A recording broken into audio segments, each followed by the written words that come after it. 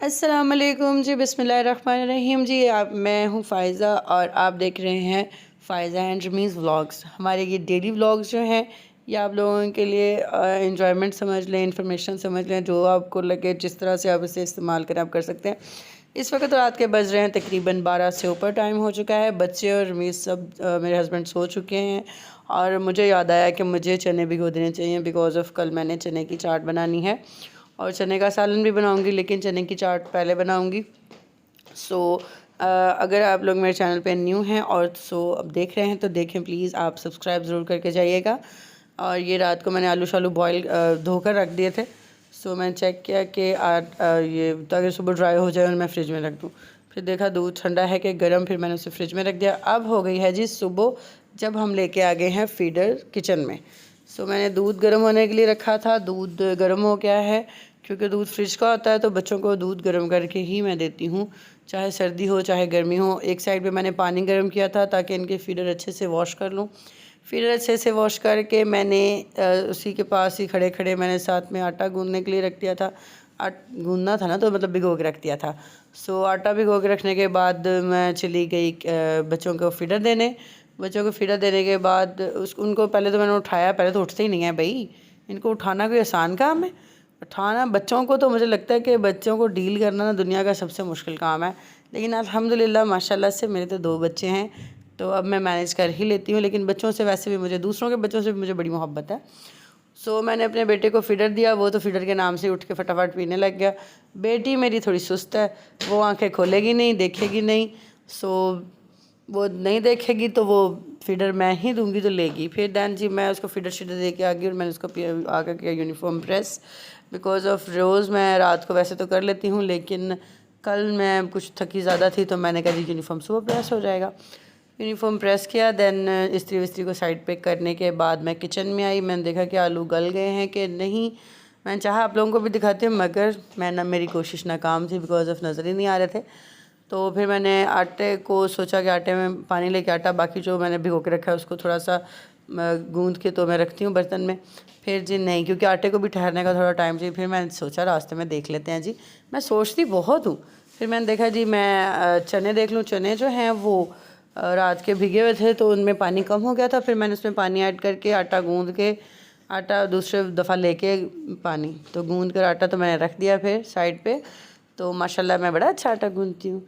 सो फिर नेक्स्ट में जी देखा, मैंने बाहर देखा जाके, मैं कि मौसम कैसा है। मौसम माशाल्लाह से बड़ा अच्छा था, धूप भी थी और बच्चे जा रहे थे स्कूल। सो मैंने उनका क्लिप लेने, मतलब मेरा उन वीडियो में उनका क्लिप आ रहा था।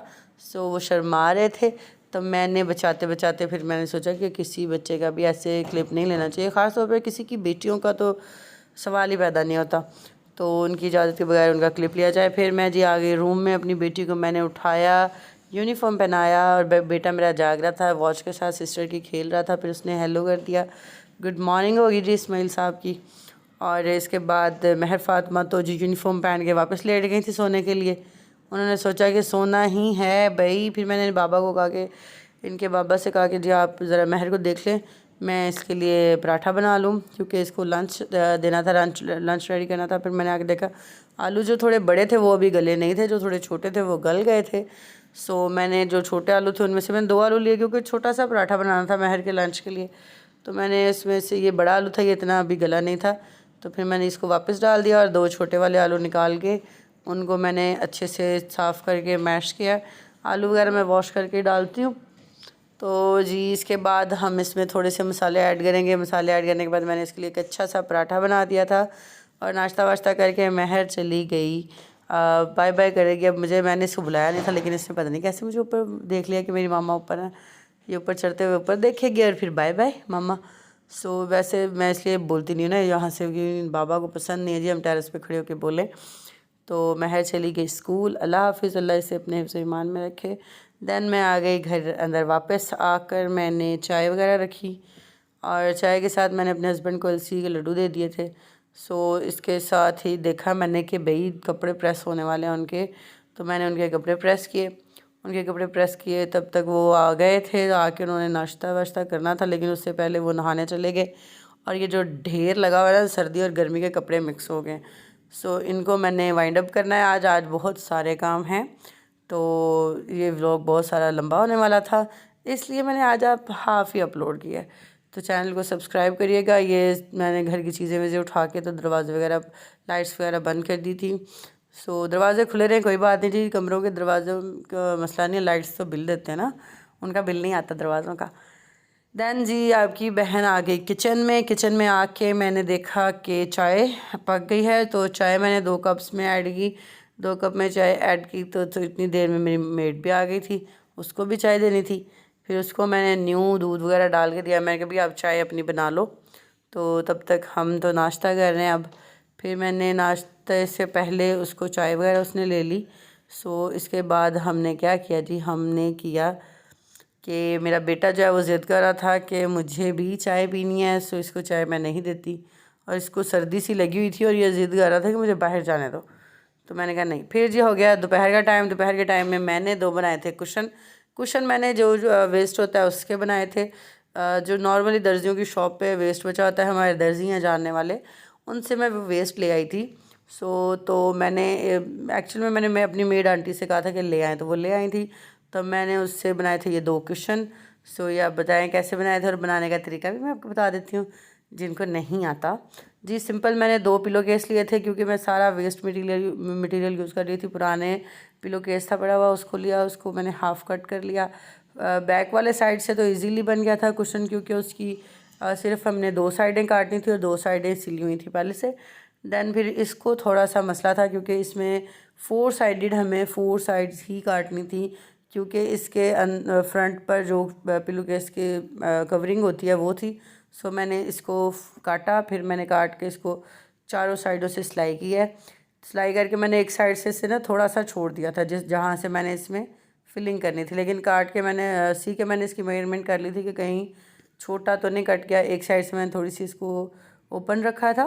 फिर इसमें मैंने फ़िलिंग की। फ़िलिंग करने के बाद ये देखें रफ़, बिल्कुल रफ़ है ये।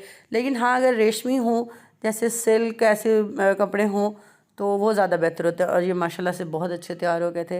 ये हो गए जी हमारे। फिर मैंने चने बॉयल होने रखे हुए थे चूल्हे पे। फिर बेटे को अपने मैंने बना दिए थोड़ी सी पॉपकॉर्न्स। तो इसके बाद चने वने जब बॉयल हो गए, तो जी मैंने कहा कि बॉयल हो ही रहे थे। फिर मैंने दूसरी साइड पे जब इसको ये बना के दिया, तो मुझे आज पहली बार लगा कि हाँ, आज तो बड़ी अच्छे से बन गए पॉपकॉर्न्स। क्योंकि तेल जो है और नमक है, उसको मैंने थोड़ी देर गर्म होने दिया था। गर्म होने के बाद फिर मैंने इसमें ऐड किए जो भी थोड़े से कॉर्न्स पड़े थे। तो इसने फिर इन्जॉय किए। जब ये थोड़े से बनने लग जाएंगे ना, मैंने फिर ढकना दिया था, तो फिर जल्दी बन गए थे। और ये देखें ये बनने शुरू हो गए थे, तो मैंने इस पर ढकना दे दिया। Thank you for watching. आज के लिए इतना ही, क्योंकि आप लोग लंबे व्लॉग्स तो नहीं देखेंगे ना। तो थैंक यू, आप लोग मेरी वीडियो पर आते हैं, और बहुत बहुत शुक्रिया लाइक करने के लिए। और आप सब्सक्राइब भी ज़रूर करिएगा और इन्जॉय करें मेरे बेटे के साथ ये पॉपकॉर्न्स। ठीक है, थैंक यू सो मच। अल्लाह हाफिज़, टेक केयर। सब लोगों को अल्लाह ताला अपने हिफ्ज़ ईमान में रखे, खुश रहें और आबाद रहें। और जी अल्लाह हाफिज़, बाय।